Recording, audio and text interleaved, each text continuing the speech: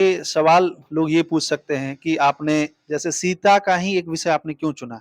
बहुत सारी महिलाएँ हैं, इतिहास में जिनका बहुत बड़ा योगदान रहा है समाज के लिए, तो सीता पर ही आपने क्यों लिखा? सीता विषय वस्तु के जी, केंद्र में क्यों रही? इसके अन्य पी लोगों पर क्यों नहीं आपने लिखा? जी, इसके पीछे सबसे बड़ी चीज़ तो ये है कि मैं जब छोटी थी, तो मैं सरस्वती शिशु मंदिर में पढ़ती थी और मेरे एक प्राचार्य जी थे श्री रामचंद्र शुक्ल जी। वो हुँ, हर अपने सरस्वती शिशु मंदिर में हर 6 महीने पे रामायण का पाठ कराते थे, जी, जिसमें सीता का रोल वो मुझे ही देते थे। उस चरित्र को मैंने बचपन से जिया है। अब हुँ, वो मेरे मन मस्तिष्क में हमेशा सब रहती थी। इस जी, कारण कि और एक बार जब हम बीमार भी पड़ गए, तो उन्होंने रामायण नहीं कराई, सिर्फ़ इसलिए कि हम किसी और को इस चरित्र को नहीं देंगे। सिर्फ़ वो मेरे लिए ही उन्होंने रखा था।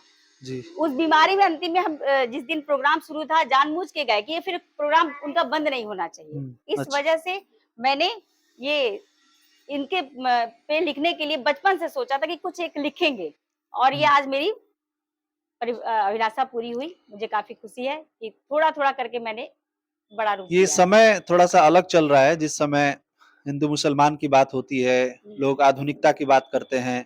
तो इस दौर में सीता काफ़ी प्राचीन है, हुँ, सीता की चर्चा कम होती है, राम पर राजनीति होती है, राम पर सामाजिक चर्चे होते हैं, हुँ। मंचों पर भी राम का ही नाम ज़्यादा बोला जाता है। तो सीता एक विश्वास जो आपने पुस्तक लिखा है, आखिर लोग इसे क्यों पढ़ें? सीता एक विश्वास, एक कहानी नारी पर है और नारी का ना कोई धर्म होता है और ना कोई जात होती है, जी, ठीक है? वो पैदा उसका सिर्फ़ धर्म ममता एक धर्म होता है, भाई-बहन का वो एक प्रेम धर्म होता है, वात्सल्य उसका एक धर्म होता है जी, और ना ही उसकी जाति होती है। क्यों? क्योंकि जब वो बच्चा पैदा होता है तो शूद्रों वाला काम करती है, जब हुँ, वो उसे पढ़ाती है तो ब्राह्मण वाला काम करती है, हुँ, जब उसे लिखा-पढ़ा के कुछ हिसाब-किताब सिखाती है तो वैश्यों वाला काम करती है जी, और उसे जब बाहर कोई इसको परेशान करे तो क्षत्रियों वाला काम करती है। हुँ, तो इसको उसकी कोई जाति नहीं होती, उसका कोई धर्म नहीं होता। वो एक मानव धर्म की धुरी है, जिससे ये मानव जाति चल रही है। ठीक, इसलिए इसमें कोई धर्म का प्रचार नहीं है, ये माता जी के ऊपर है। बस ये है कि एक हर स्त्री को इनसे सीखना चाहिए और हुँ। अपने आप को कभी कमज़ोर नहीं मानना चाहिए। वो एक राजमहल से उतर करके, उसके बाद उन्होंने अपने आप को लव कुश को एक शिक्षा दी और शक्तिशाली बनाया, तो ये उसका सबसे बड़ा परिचायक है। एक अंतिम सवाल आपसे जानना चाहेंगे कि मान लीजिए ये पुस्तक लोग खरीदना चाहें, तो ऑनलाइन तो अमेज़न पे ये उपलब्ध हो चुकी है, हाँ, हाँ, हाँ। लेकिन ऑफ़लाइन अगर कोई खरीदना चाहे, तो कैसे परचेज़ कर सकता है?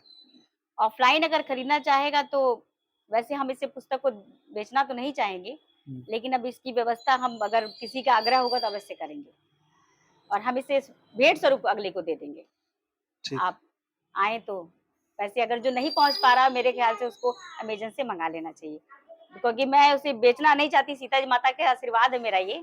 मैं चाहूँगी कि मैं उसे भेंट स्वरूप दूँ, कुछ ज्ञान बाँटें और कुछ नारी के बारे में लोग समझें।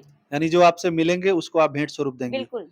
ऑनलाइन बाकी लोग जो दूर हैं, वो लोग मँगा जी, सकते हैं। बिल्कुल। समय देने के लिए बहुत-बहुत आपका धन्यवाद। चलिए धन्यवाद।